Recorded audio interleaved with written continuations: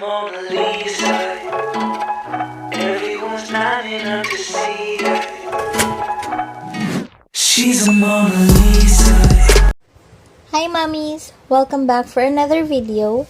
So, after 3 months, ngayon lang ulit tayo nakapag-vlog. Pero, ayun na nga, i-share ko sa inyo itong Jujube pump bag na nabili ko from BPYS. And I'm so happy to be able to share it with you. So, ayan. So, ganito siya kalaki. Meron siyang strap dito. Wait, let me show you. So, ayan. Ganyan yung strap niya. Ayan. And then, meron tayong tags rito. So, nakalagay naman dito, machine washable. And this bag, they offer lifetime warranty. So, kung nasa US ka, this is a very good purchase kasi lifetime warranty yon. And it also means na matibay yung bag if they offer such warranty, diba? And then, of course, we have our Be Supplied tag here. Ayan. Tapos, may ganyan din siya. Smart bags for smart people. So, it's made of yan, Teflon. Yun lang yung nabasa ko kasi iba yung salita niya. But yun. This print is in Prism Rose. Ang tagal kong pinag-isipan kung kukunin ko to or hindi. Kasi sa picture, para siyang may pagka-red. Pero, naghanap talaga ako ng video ng unboxing sa YouTube. And then, I got convinced to purchase this one. And I don't regret it at all. So, ayan. Meron tayong front pocket dito. And ang ganda niya. Ayan, o. Yan. So, baby pink siya sa loob. I don't sound too excited kasi second time or third time ng filming na to. Kasi laging may mga ganap. Ayun. So, nakakat yung video. Pero, ayan. Baby pink siya sa loob.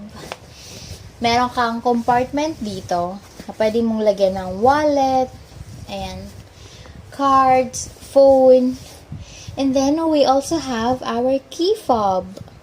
Ito yung pinaka gusto ko sa mga bags ng Jujube. They have yung key fob. Ang purpose nito talaga is, ayun nga, isasabit mo dito yung keys mo. Well, diba? And sabit mo siya dito, and this is a very good idea, lalo na for someone like me na makakalimutin. I always lose yung mga susi, ganyan.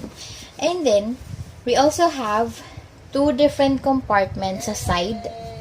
Dito muna tayo. Ayan. So, pag inopen mo siya, tanan! Dito na yung insulated compartment natin. Ayan. So, pwede mo na siyang lagyan ng ice break and then yung milk bags or yung storage bottle mo, diretso mo na rito. May nakita akong isang post na or video na nilalagay niya rito yung Medyo cooler bag. Ayan. So, siguro ganun din yung gagawin ko. Depende. Pero ayoko kasing masayang yung space. Ayun nga. But, I will be doing another video wherein I'll show you what's in my pump bag using this bag from Jujube. So, watch out for that video. Dito naman na side ay meron tayong compartment for our pump parts. So, pwede mong ilagay dyan yung motor, yung charger, yung tubing, kasi meron kang mga ganitong compartment. Ang ganda, diba? Tapos, ang spacious niya. Which I really like. Ayan, ang ganda. Tapos, dito naman sa likod ay we have our meron din siyang pocket dito. But I don't think you can put bulky items here. Siguro yung notebook, yung planner, pwede. Meron akong planner dito na for giveaway. Pero try natin. Try natin ilagay. Nasa box pa siya.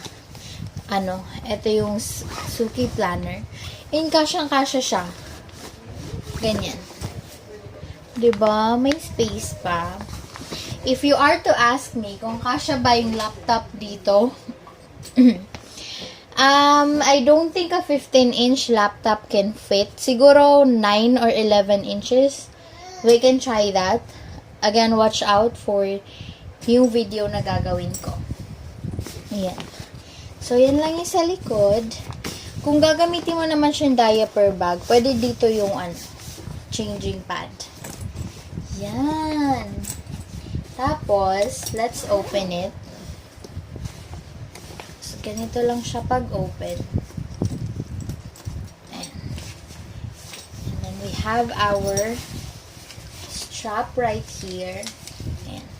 So, this bag can be worn two ways. Either you use it as a handbag or a cross-body bag. Pero hindi ko muna siya aalisin. Siguro, okay, let's just remove it for the sake of the video. Pero, ayan. Ang ganda.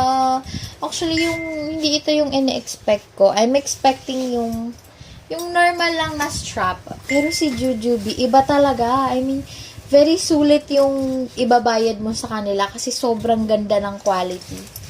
Sobrang kapal ng strap. And, ang ganda nito. Hindi siya ma-justify sa video but it's padded. It's padded. So, it's really nice. Lalagay mo lang siyang ganyan. Then, you can already wear it as a crossbody bag. Ayan. So, going back, yung inside naman ng bag ay ganito. Kasi, 'di ba, remember yung insulated compartment natin na nandito na side. So, makikita mo siya diyan. So, buong bag. Ayan. However, sobrang laki pa rin ng matitirang space. So, for people who are using yung wearable pump, sobrang laki ng space nito. Ayan. Very nice. And then, meron din tayong zippered compartment here. Ayan. So, kung meron kang siguro yung maliliit na items na you want to keep here, pwedeng-pwede. Ayan. So, this is what's in. This is just showing you what you are purchasing. So, ang ganda. Very nice for its price. Usually, yung B-supplied pump bag ranges from 6,000 pesos to 10,000 pesos. Depende pa rin sa print, of course. But, I got this during the Black Friday sale and sobrang sulit. Ayan. Ganda. Ayan. May mga paano pa tayo dito. I won't be removing this. Kahit gamitin ko siya para, ayan. Meron din siyang, I'm not sure what they call this, pero yung, para kapag nilalapag mo siya, hindi nadudumihan yung ilalim ng bag. Para siyang may mga paa dyan. And yung sa ilalim niya is, it's, parang hard na surface. So, hindi siya yung gumagana na bag. So, it keeps its form. Ayan lang. Ayan. So, watch out for my what's in my pump bag video. And if you have any questions, just leave a comment below. Pa-subscribe na rin sa channel ko, please. And I'll see you on my next one. Goodbye! She's a Mona Lisa.